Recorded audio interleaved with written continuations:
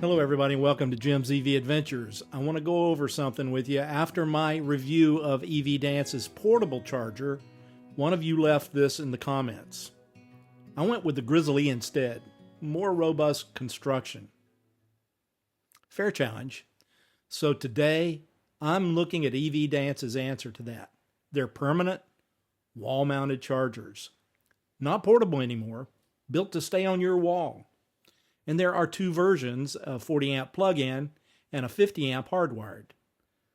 Let's see if robust catches up. Quick context. My last EVDANCE review was their portable flux unit, and it's still one of my recommended chargers. But portable and permanent are different products with different jobs. A wall-mounted charger isn't going in your trunk. It's going in your garage for good. So the standards are different, and that's why I'm testing today. And I may have made this unit my permanent unit. We'll see. First up, the 40 amp version. This is about to become my permanent level 2 vehicle charging station. The EVDANCE wall-mounted DC fast charger, 40 amp, 25-foot cable, has the J1772 connector using the 1450 plug, US version. This is also available as a 40 amp version with the NACS connector.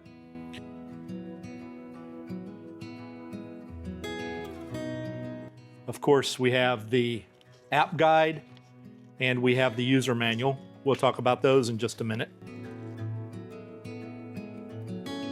This one actually plugs into a NEMA 1450 outlet. It's the same style outlet as an RV or a large appliance.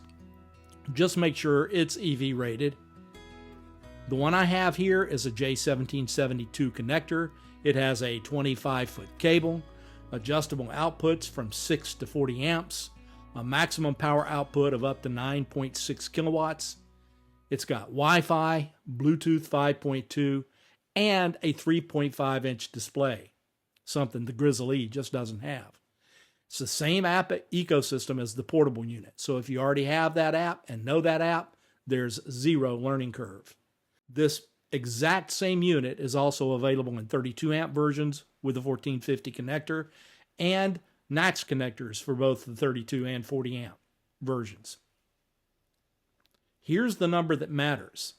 This unit needs a 50 amp breaker.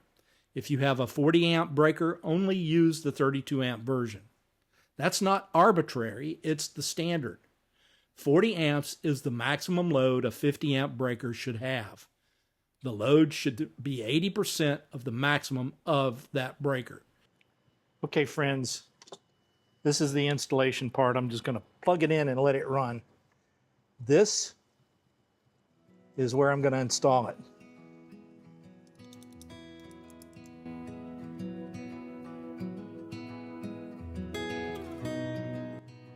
So on the back here, I've already installed these two screws that stand off, and they will hook into the two holes here and here, like thus, like so.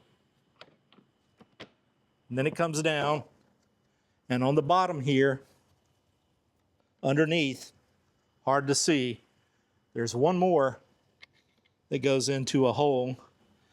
First, we need to install this as a place to hang the cable.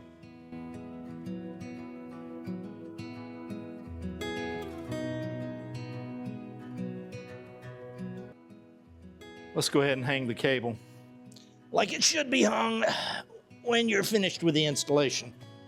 Here we go. Here's the cable, all ready to go. So that's good. Plugging in now. Unit is plugged in. It comes on at 40 amps. Wipe this down a little bit to get all the dust and dirt off of it from the installation. Very nice display. Let me get this out of the way so it doesn't glare so much. All right. Now let's go through the setup process. Okay, now I'm logged in. Let me come up here and add a new charger. Scan the QR code. And that QR code enters the serial number and PIN automatically. Go ahead and connect via Bluetooth. I'm going to, next step, done. Configure Wi-Fi. Confirm. And now everything is connected. All right, I'm going to change the current on this, and we can adjust this in 1 amp from 6 all the way up to 40 amps. I'm going to set it at 28. I'm going to confirm that. So now you can see it's 82 degrees out here in the garage right now. I'm connected Bluetooth and Wi-Fi. It's ready to charge 28 amps. Let me get the car configured and we'll start charging. Okay, now we're getting ready to start the charge. It is a weekend, so I have absolutely no worries about charging right now. This is the super off-peak rate here for Duke Energy. Plugging it in, communicating with the charger. 7, 3, 8, 16, 20, 24, 26, 27, and should be 28 amps any second now. But that's good enough. We're charging at 6.5 kilowatts. And everything seems to be working fine. Here it is on the charging app. And I'm going to go over here to my Chevrolet because I'm charging the Bolt right now.